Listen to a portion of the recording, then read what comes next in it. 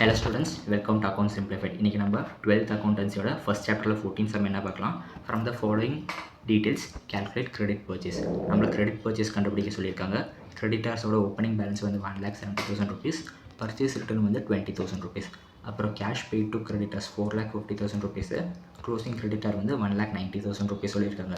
இப்போ வந்து நம்ம நார்மலாக வந்து பேலன்ஸ் ஷீட்டில் நம்ம கிரெடிட்டர்ஸ் எந்த சைடு எழுதுவோம், லைபிலிட்டி சைடு. அப்போது கிரெடிட்டர்ஸோட எல்லா லைபிலிட்டிஸோட ஓப்பனிங் பேலன்ஸும் கிரெடிட் சைட்லேருந்து எழுதி ஸ்டார்ட் பண்ணணும். இப்போ நம்ம கிரெடிட்டர்ஸ் அக்கௌண்ட்டோட ஓப்பனிங் பேலன்ஸ் எழுதிக்கலாம்.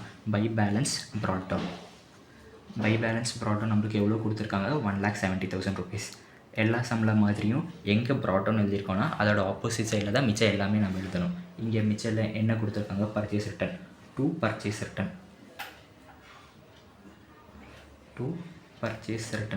பர்ச்சேஸ் ரிட்டன் எவ்வளோ, 20,000 ருபீஸ்.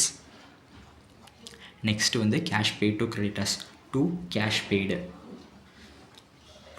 பெய்டு வந்து எவ்வளோ ருபீஸ் கொடுத்துருக்காங்க நம்மளுக்கு, 4,50,000 ருபீஸ். நெக்ஸ்ட்டு வந்து என்ன கொடுத்துருக்காங்க, க்ளோசிங் கிரெடிட்டர்ஸ். அப்போ டூ பேலன்ஸ் கேரிட் டவுன் வந்து 1,90,000 ருபீஸ் இருக்குது.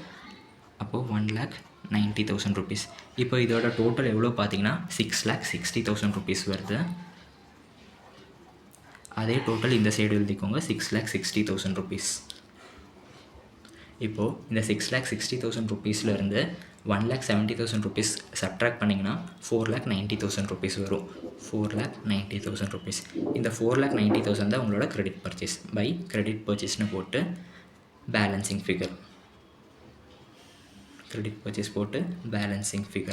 அதுதான் 4,90,000 ருபீஸ். ஏதாச்சும் டவுட் இருந்தால் கமெண்ட் பண்ணுங்கள். தேங்க்யூ.